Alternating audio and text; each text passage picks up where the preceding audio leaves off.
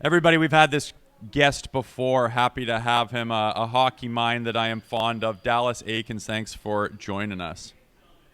Head down, ass up. I love you, Rosie.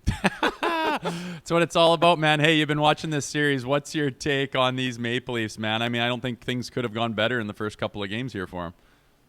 Well, I was just listening to you guys, obviously coming in here, and teams grow, and there's growth along the way within the group with different coaches, with different influences, and I think with Chief coming in there, Craig Berube, I think he's taught them just a little bit more. But there is a bit of a different identity with this Leaf team to me than playoffs past. And you guys also hit on the guys know their roles, and it's great because like last game I started hearing Pacioretty more than I was hearing Matthews. And when you start working down your lineup and all the guys feel valued, they know what their role is. Great things can happen. How are they getting to Sergei Bobrovsky? Is it as simple as getting to the dirty areas finally? Well, I think on those elite goalies like that, the more that you can, obviously be in their eyes, be around that net, create some chaos, or even just the illusion of chaos, just flash screening them, being in front of them like that. I think it puts great pressure on them. I think any goalie in the NHL, if they can see the puck, they will stop it.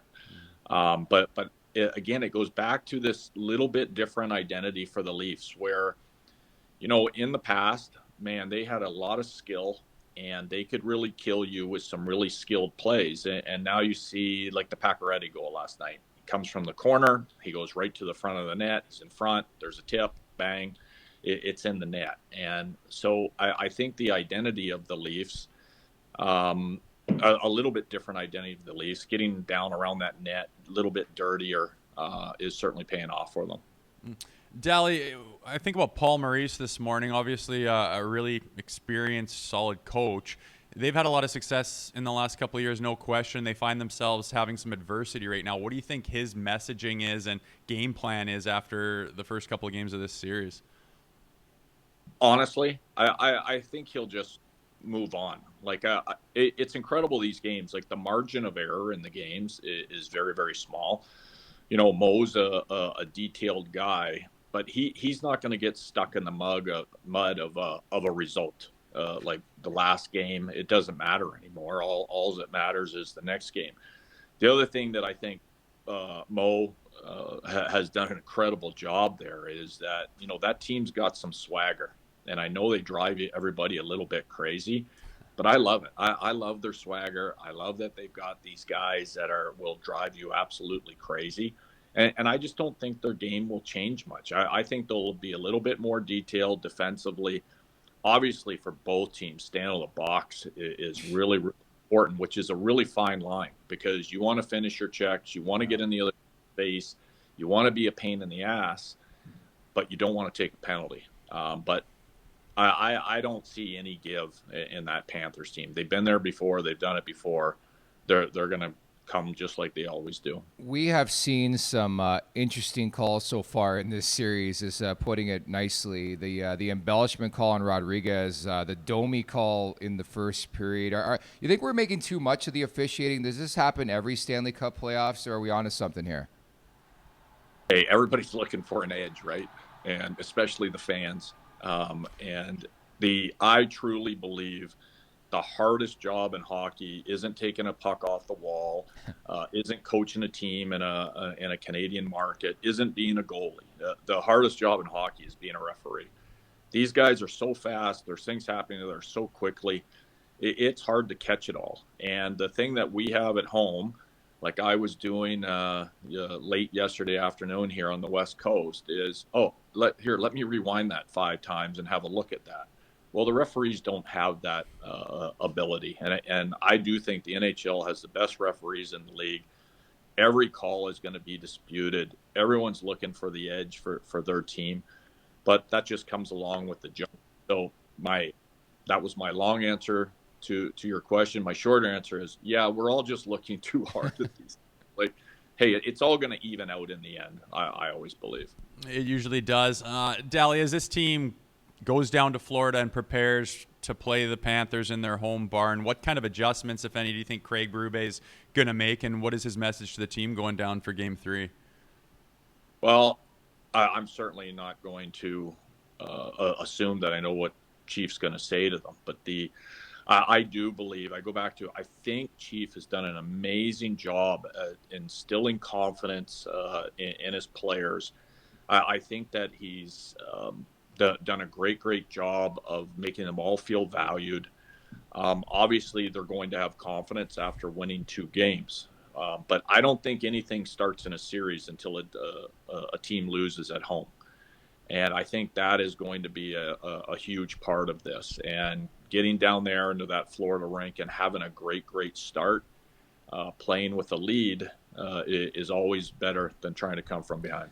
And Dallas, I think the great thing so far about this run for the Maple Leafs, I think we can call it that now through 8 games, is that every night it's like somebody different or additional to the core pieces. And I think it sort of fascinates me that Austin Matthews has been really good defensively, but has yet to get sort of to that next level offensively. How would you assess his game so far in this series?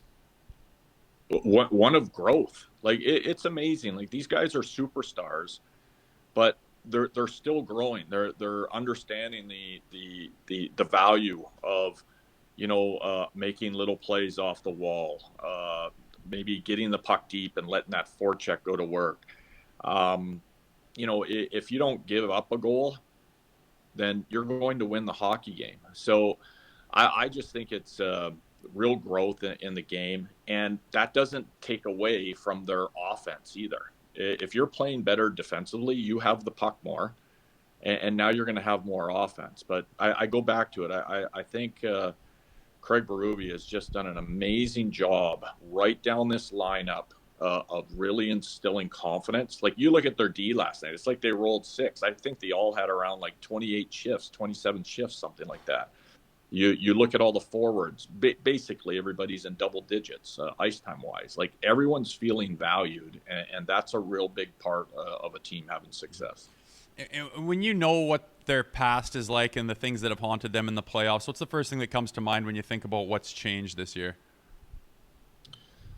I think the confidence level and not getting, I love watching the interviews the next day after a loss. Or I like watching the interviews the next day after a win, and the look on their faces is a little bit different. The way they're handling, I don't know, like the Bennett stuff the other night, handle it the next day. There's just this. They're less rattled. They're more confident, and I just feel like they're more focused. And again, that's growth. It takes time to get through this, and I certainly think the Toronto Maple Leafs are on the right track, although their foe is a great one. And to your point, they're keeping their composure. Like I think previous renditions of the team, they'd probably try to overcompensate. You talked about the Sam Bennett play in Game 1. They probably try to overcompensate and show, hey, we're a different team, where it's now they just went out there, came in waves, addressed the situation accordingly, and didn't go out of their way to go to Sam Bennett, which you love to see. And again, that stems from the head coach too, right? Yeah, and it comes from the players too. Like Yeah. think about it in the past. If that would have been 2-3 years ago, it would have been Will Ferrell in the locker room. Keep our composure. We got to keep our composure, like going crazy. And now, like, not only does does Chief bring a massive level of composure, but then like I think like Willie Nylander style, right? Like you can't rattle that guy like that. He is just a dude all night long. And it's so much fun to watch a guy like that who can really, go about his business in a certain mindset, seem very loose, but an intense in the same breath. It's fun to watch. Deli, I want to ask you, as I think this might be a story that gets bigger as time goes on here, but Anthony Stolarz won the job as the starter in this market, looked quite good all season long. got that injury. If he becomes healthy all of a sudden, but Woll has kind of taken over for a couple of games, 2, maybe 3, is that going to be a difficult decision on who plays in the crease if you got those 2 guys healthy again? No, I don't think so. Like, I think you always want to be fair. I think sometimes you don't want to disrupt what's going right. They've got a lot of experience there behind that bench and management with Tree. Like, those will be conversations they have. I think both guys are really capable. I love Stoley. I've coached him before. Man, when he left the game the other night and I saw him chucking stuff up there on the bench, like I was on the phone texting him right away. He's such a great kid, a battler, just like Benoit. That's one of my favorite guys that I've ever had. Such a great story. But as for the goalies, they get 2 capable guys. That's why you have 2 goalies. Yeah. Like, hey, you're gonna have to use them both along the way. But they're gonna be fine either way. I like that you brought up Simone Benoit, because I was actually at the game last night. So was Rosie for a bit. And Simone Benoit, like you talk about this time of year, Dally, and you guys have to elevate, plain and simple. And guys have to play above themselves. And I think Simone Benoit, from where this guy was a year and a half ago, as like a depth defenseman, add to where he is now, where it's consistency. We're not even talking about Phil Myers. He has been so crucial, not really talked about, but to the success of this team so far in the postseason. I am so proud of this kid. Like, I am like, man, I can get in tears talking about this kid. He was, he was on he got invited to a development camp tryout. Like, that's usually a favor to someone. And then he got invited to our AHL camp. And, like, he was on an AHL contract for years. And then he just all the way along has earned it. And now when you see the Leafs at the end of a game protecting a lead and he's out there doing it, man, it's an amazing story. That's the one where, hey, if you put your head down, maybe not ass up, Rosie, but you put your head down and work your butt off every day, and be really diligent on getting better every day, just trying to win your day, like, that's what can happen.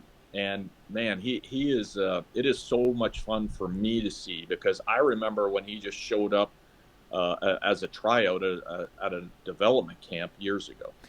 Lastly, Dallas, just to wrap, how you feeling? Obviously, they're halfway home to maybe getting to a conference final here, but do you feel this team is different? What's your series prediction for the rest of the runway here? Oh my God, predictions! I love them. Let's go. I couldn't tell you who's going to win.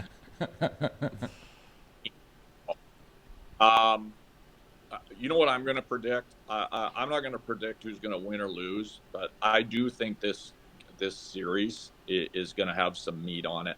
I think Florida will respond. They are the champs. They're not going to go gentle into that good night. But I think this one's going to be decided in Game 7. I like it. Dallas, you're the best. Appreciate the sentiment the other day as well. And thank you so much once again for doing this. Hey, you guys are doing a great job. Keep it up. And Nick, although I do love you, Rosie, you're one of my favorites. I would have loved to see what would have happened with Bennett nudging that Stolars if you were in the lineup the other night. Well, I always mention you're one of my favorites. It still bothers me you didn't get the helm of this team back in the day when I think you were damn close. But we appreciate you taking the time. We'll talk to you again soon. I appreciate it, guys. All the best. Make sure to check out more of our content right here on the Leafs Nation YouTube page. We got long-form interviews, we got clips, we got epic rants by Jay Rosehill. We simply have it all. And don't forget, you can find out much more at theleafsnation.com. Thanks so much for watching.